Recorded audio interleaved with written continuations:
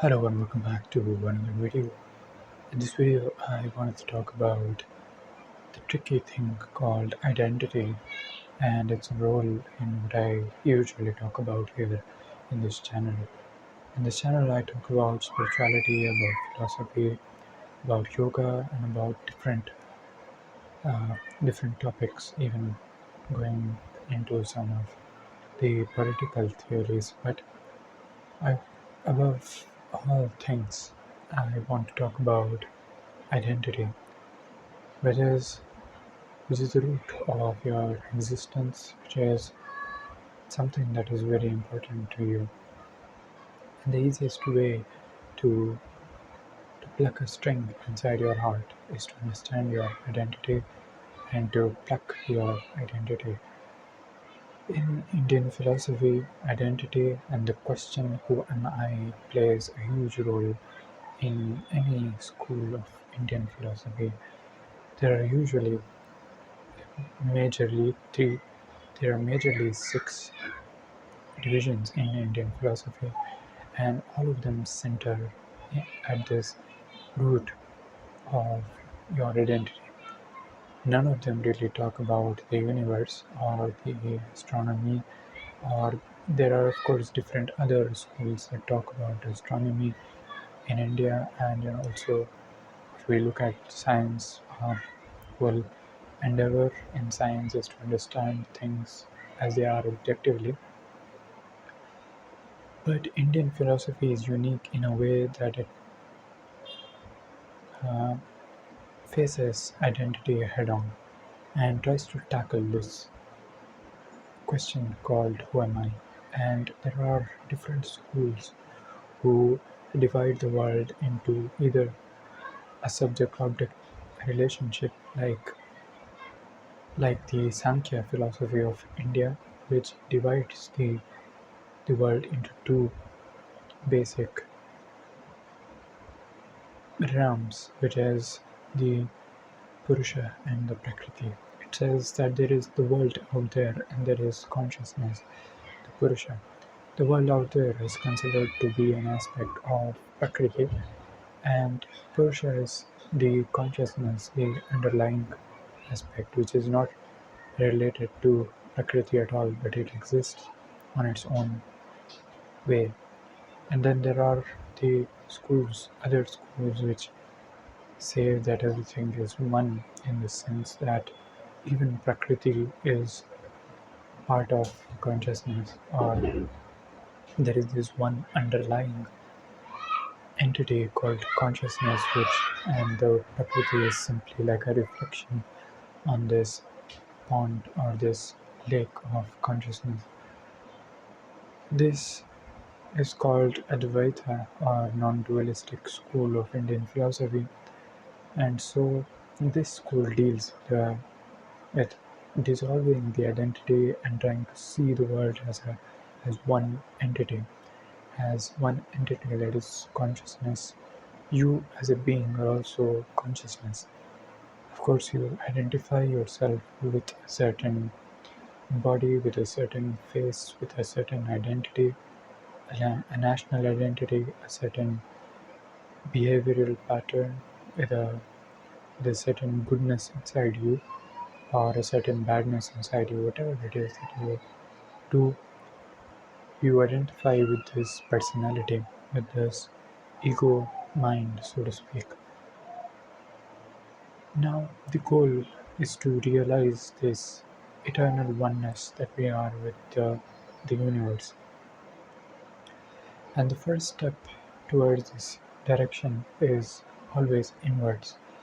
And Indian philosophy, whatever they might disagree upon, they will agree upon one thing, and that is that the answer usually lies within. That the answer lies in tackling this question, who am I? And to meditate simply means you try to tackle what you are. Are you a conscious being? Are you a non conscious being? What happens to you when you sleep? What happens to you when you are dreaming? What happens to you when you are awake? And so this tackling is the main root of contemplation in Indian philosophy and in Indian schools. In this particular video, I want to talk about identity because, and what is my identity?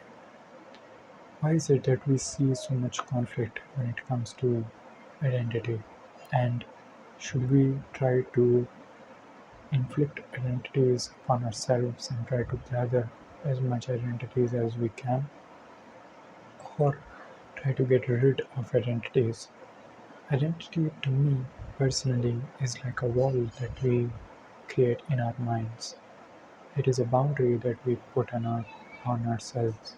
When I say that I am an Indian, I put a certain ideological boundary upon myself, that I should behave a certain way, that I should talk a certain language, that I should do certain things in a way that an Indian does, or the concept of an Indian does. And so any identity like that can be formed. If I say that I am from a certain city, that I should stereotypically normally act like that. And so these boundaries are what limits you as consciousness, as this unlimited space that you are. And so I feel, and this can only be my own opinion, and I really highly recommend anybody who I meet or talk to dissolve their boundaries, to be free, and to remove these ideological concepts that we learn about through society and then impose upon our psyche, upon our ego mind. Now, this doesn't mean that you will live completely instinctually without boundaries. This doesn't mean that you indulge in your lower desires, because right now you might experience a certain level of consciousness that you are.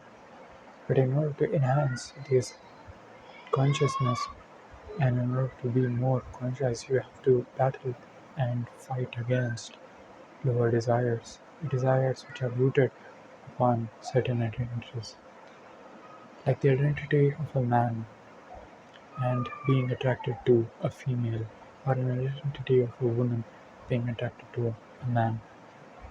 This core identity that we all deal with and which really seeps into our psyche, especially through sexual contact and through these sexual experiences that we might have. This identity that you are a man or a woman goes really deep inside you, and you behave a certain way, you become or grow a certain way, and you assume or adapt this identity called manhood or feminine being. So, so what does this mean, and should you really fight against your lower desires?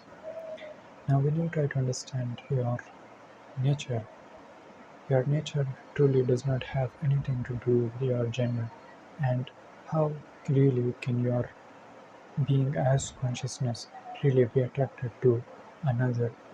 Because because if you really think deeper, if you really contemplate upon this being of consciousness, you will see that the feminine being is also the aspect of the masculine being. You will find that there is a feminine aspect to you yourself, that in fact what you are looking for in a partner is this expression of your feminine being.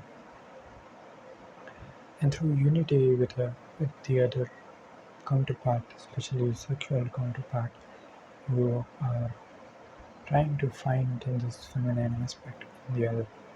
Things don't match, you don't end up being together.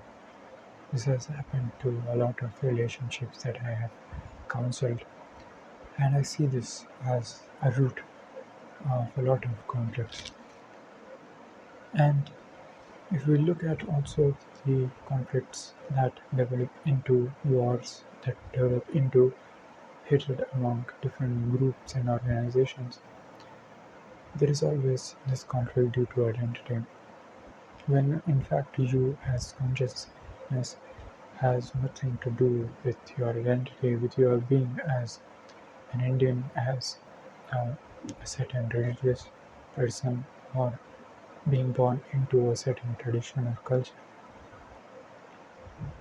That is simply your inheritance, and you cannot really claim those things for yourself. And so, by developing this attitude of oneness, you dissolve the boundaries between each other, you dissolve conflict, and you're also able to emotionally channel your anger towards greater good, towards those really unjust people, rather than con- finding conflicts among different organizational disagreements. You are actually directing your anger towards